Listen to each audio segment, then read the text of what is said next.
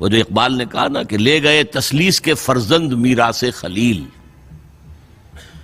کشت بنیاد کلیسا بن گئی خاک حجاز. تسلیس کے فرزند میراث خلیل لے گئے تھے. بیت المقدس ان کے کروسیڈرز کے قبضے میں آ گیا تھا 1099 میں، اور رہا تھا 1187 تک، 88 ایئرس. لے گئے تسلیس کے فرزند میراث خلیل. تو میراث موسوی جو تھی وہ منتقل ہو گئی محمد رسول اللہ صلی اللہ علیہ وسلم رات کی امت کو. ان کا قبلہ کینسل، یہ قبلہ آ گیا. تو سب سے زیادہ دکھ تو انہیں تھا. اب جو وہاں سے کاؤنٹر ریولوشنری موومنٹ آئی ہے وہ عبداللہ ابن سبا یہودی. بعض لوگ آج یہ بھی کہہ دیتے ہیں کہ یہ تو ایک ایسی ہی افسانوی شخصیت ہے، کوئی اس کا وجود ہی نہیں تھا.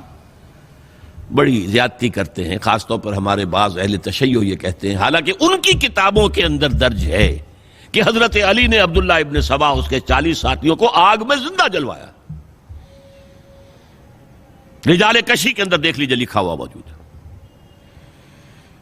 لیکن چونکہ کچھ لوگوں نے شیعت کے لیے لفظ سبائیت استعمال کرنا شروع کر دیا، اس لیے وہ ڈیفنس میں کہتے نہیں سبا تو یہ تو افسانوی شخصیت ہے، سبا کوئی تھا ہی نہیں عبداللہ ابن سبا. نہیں، عبداللہ ابن سبا ایک شخص تھا یہودی. وہ اسلام کا لبادہ اوڑھ کر آ گیا دارالاسلام میں. حضرت عثمان رضی اللہ تعالیٰ عنہ کا عہد. اور ایک مغالطہ میں چاہتا ہوں کہ ان دی فرسٹ انسٹنس دفع کر دوں. عام طور پر اتنی غلط طریقے سے تاریخ بیان ہوئی ہے کہ حضرت عثمان کے عہد خلافت کو سمجھتے ہیں پورا کا پورا عہد خلافت غالباً فتنوں ہی کے اندر تھا اور اختلافات ہی تھے اور خانہ جنگ. معاذ اللہ، ایسا نہیں تھا. طویل ترین دور جو ہے دور خلافت حضرت عثمان کا ہے، 12 سال. حضرت ابوبکر کے 2.5 سال، حضرت عمر کے 10 سال. دونوں کو جمع کریں گے تو عثمان کا. اور اس میں 10 سال بالکل اسی شان کے ہیں جو حضرت عمر کے خلافت کے شان ہیں، کوئی اختلاف نہیں. اور فتوحات کا دائرہ بڑھتا چلا جا رہا ہے، تھمتا نہ تھا کسی سے سیل رواں ہمارا. اس کے آخری ایام میں یہ شخص آیا اور اس نے ایک تو یہ کیا کہ پرانی جو قبائلی عصبیت تھی اس کو زندہ کیا. خلافت تو بنو ہاشم کا حق ہے، محمد ہاشمی تھے صلی اللہ علیہ وسلم. ہاؤ کم یہ ایک بنو امیہ کا شخص کیسے بیٹھا ہے؟ دیکھیے اس شخص نے کتنا انتظار کیا. حضرت ابوبکر بنو امیہ میں سے نہیں تھے، لہذا یہ فتنہ اس کے خلاف نہیں ہو سکتا تھا، کیونکہ چشمک جو تھی وہ بنو امیہ اور بنو ہاشم کی تھی، بڑی پرانی تھی. یہ بڑے برابر کے یہ دو کلینز جو تھے مد مقابل تھے ایک دوسرے کے. باقی چھوٹے قبیلے تھے، بنو تیم ہیں، بنو عدی ہیں، لیکن مقابلہ تھا بنو امیہ اور بنو ہاشم کا. حضرت ابوبکر بنو تیم میں سے، حضرت عمر بنو عدی میں سے، بنو امیہ میں سے حضرت عثمان. اب اس کو موقع ملا، اب آیا یہ اموی، یہ بن گیا. یہ سب غاصب ہیں، ابوبکر بھی، عمر بھی، عثمان بھی. خلافت پہلے دن سے علی کی ہے اور اس کو ملنی چاہیے. اس سے آگے بڑھ کر، اور علی تو خدا ہے، انکارنیٹ، گاڈ انکارنیٹ. یہ اس کا عقیدہ جو اس نے پھیلایا.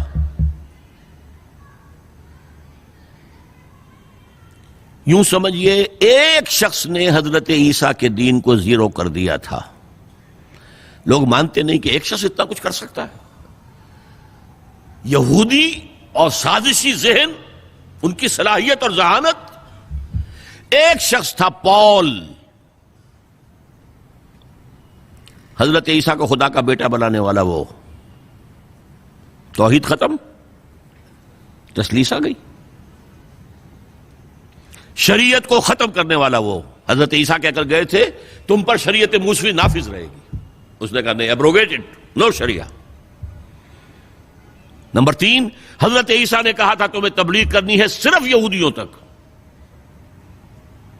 I have been sent only in search of the lost sheep of the house of Israel.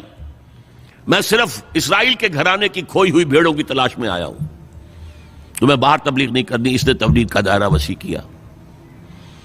وہ دین مسیحیت ختم وہ دین پالزم ہے جو چلا ہے اس کے بعد. سمجھ رہے ہیں اس بات کو؟ اور یہ ڈاکٹر مائیکل ہارٹ نے بالکل صحیح لکھا ہے کہ کرسچینٹی جب تک حضرت مسیح موجود تھے وہ سوائے ایک یہودیوں کے فرقے کے اس کی کوئی اور حیثیت نہیں تھی. لیکن پال نے اسے ایک انڈیپینڈنٹ دین بنایا. ایک شخص کی کارروائی ہے یہ ساری، اور آج پوری دنیا، پوری عیسائی دنیا اسی پر ہے، تسلیس پر بھی، اور شریعت ختم، اور دعوت جو ہے کرتے پھر رہے ہیں پوری دنیا کے اندر. اسی طرح اس نے کیا، قبائلی عصبیت کو چھیڑا اور حضرت علی کا مبالغہ کیا یہ خدا ہے، اوتار، گاڈ انکارنیٹ. تیسرا کام کیا کیا کہ حضرت عثمان رضی اللہ تعالی عنہ اور ان کے جو عاملین تھے، گورنر کوفے کا ہے، گورنر شام میں دمشق میں ہے، گورنر مصر میں ہے، ان کے خلاف پروپیگنڈا شروع کیا. یہ بیت المال میں خیانت کر رہے ہیں، یہ غبن کر رہے ہیں، یہ اپنے عزیزوں کو جو ہے پال رہے ہیں، ان کو دے رہے ہیں، وہ اقربا پروری کر رہے ہیں، اور یہ کر رہے ہیں، اور ٹیکنیک کیسی عجیب. کوفے میں کوفے کے گورنر کے خلاف بات نہیں کریں گے، دمشق اور مصر کے گورنر کے خلاف بات کریں گے. اب کہاں دنیا کے پاس ذرائع تھے کہ کوئی ویریفائی کرے بھئی یہ بات صحیح ہے کہ نہیں ہے، غلط ہے؟ نہ کوئی ذرائع رسل و رسائل ہیں. اور اگر آپ کوفے میں کھڑے ہو کر عثمان نے یہ کر دیا، عثمان نے یہ کر دیا، عثمان نے یہ کر دیا، یہ کر دیا، اب کون اس کو جو ہے اس کی تحقیق کر سکے گا؟ دمشق میں گئے ہیں تو دمشق کے گورنر کے خلاف کچھ نہیں، عثمان کے خلاف، اور کوفے کے گورنر کے خلاف، اور مصر کے گورنر کے خلاف. مصر میں گئے ہیں تو اس کے خلاف کچھ نہیں، دمشق اور کوفے کے گورنر کے خلاف اور عثمان کے خلاف. اور پھر ہر طرف سے بلوائیوں کو لا کر گھیراؤ کر لیا حضرت عثمان کے گھر کا. یہ تحریک ہے جو بہت زبردست کامیابی سے ہمکنار ہوئی. یہودی سازش. اب تمام صحابہ کہہ رہے ہیں حضرت عثمان سے کہ آپ ہمیں موقع دیں کہ ہم ان کا سر کچل دیں. آپ فرماتے ہیں نہیں، یہ مجھ پر الزام لگا رہے ہیں نا، میں وضاحت کرتا ہوں. اپنے گھر کی چھت کے اوپر کھڑے ہو کر آپ نے کہا دیکھو یہ میں نے نہیں کیا، یہ میں نے نہیں کیا، میرے یہ احسانات بھول گئے ہو. حضرت علی نے مسجد نبوی میں کھڑے ہو کر جتنے الزامات لگائے تھے ان سب کی طرف سے برات کا معاملہ کیا کہ جھوٹ کہہ رہے ہو تم، عثمان پر کوئی غلطی جو ہے، کوئی خیانت ثابت نہیں. لیکن جنگ کی اجازت حضرت عثمان نہیں دے رہے. یہ میرے خون کے پیاسے ہیں نا، جب تک قتل نہیں کر لیتے جرم کہاں ہے؟ جب قتل کر لیں گے تم قصاص دے لینا. لیکن میں کسی کلمہ گو کی جان نہیں لینا چاہتا، صرف اپنی جان کے تحفظ میں. یہ ہے عزیمت کا پہاڑ. لوگ کہتے ہیں کمزور تھے. جان بچانے کے لیے تو آدمی پتہ نہیں کیا کچھ کر بیٹھتا ہے، اور طاقت ہو تو طاقت کو کیسے استعمال کرے گا. حضرت امیر معاویہ کی طرف سے پیغام پر پیغام آ رہے ہیں کہ آپ ہمیں اجازت دیں میں فوجیں بھیجوں اور ان کا قلع کما کر دیا جائے. حضرت عمرو بن العاص کا پیغام آ رہا ہے مصر سے، آپ ہمیں اجازت دیں. طلحہ، زبیر، علی اجازت مانگ رہے ہیں مدینے کے اندر، آپ اجازت دیں کہ ہم جنگ کریں ان سے. نہیں. آخر کار حضرت علی نے دونوں بیٹوں کو، حضرات حسنین، حضرت حسن، حضرت حسین، دروازے پر کھڑا کر دیا. پہرے دار حضرت عثمان کے، حضرت حسن، حضرت حسین کہ کوئی گھر میں داخل نہ ہونے پائے. پچھواڑے سے آئے ہیں اور شہید کیا ہے. میرے نزدیک تاریخ کی مظلوم ترین شہادت بمانی مقتول فی سبیل اللہ وہ حضرت عثمان ہے. بلکہ میں جرات کر رہا ہوں ذرا، آپ کو معلوم ہے علامہ اقبال سے مجھے کتنا تعلق قلبی ہے. میں نے ان کے ایک شعر میں ترمیم کی ہے، میں سمجھتا ہوں انہوں نے صحیح نہیں کہا. غریب و سادہ اور رنگی ہے داستان حرم، نہایت اس کی حسین ابتدا ہے اسماعیل. حضرت اسماعیل کو اللہ تعالیٰ کے حکم سے حضرت ابراہیم ذبح کر رہے تھے نا، اور حضرت حسین ذبح کر دیے گئے. تو گویا کہ ابتدا جس کی ہوئی تھی حضرت اسماعیل سے، اس کی انتہا حسین پر ہوئی۔ میں کہتا ہوں بالکل غلط۔ ان کو ذبح کر رہا تھا خلیل اللہ، اور ان کو قتل کر رہے ہیں یزیدی اور زیادی اور کوفی۔ کوئی تقابل ہے؟ وہ قتل نہیں ہوئے، یہ قتل ہو گئے۔ انہوں نے پیشانی خود رکھ دی۔ یہاں تو حضرت عثمان لڑتے ہوئے، حضرت حسین لڑتے ہوئے شہید ہوئے۔ کون سی چیز مشترک ہے؟ ایک مصرے میں جمع کر دیا ہے، صنعت لفظی تو آپ کہتے ہیں اس کو، لیکن کیا مشترک کیا چیز ہے؟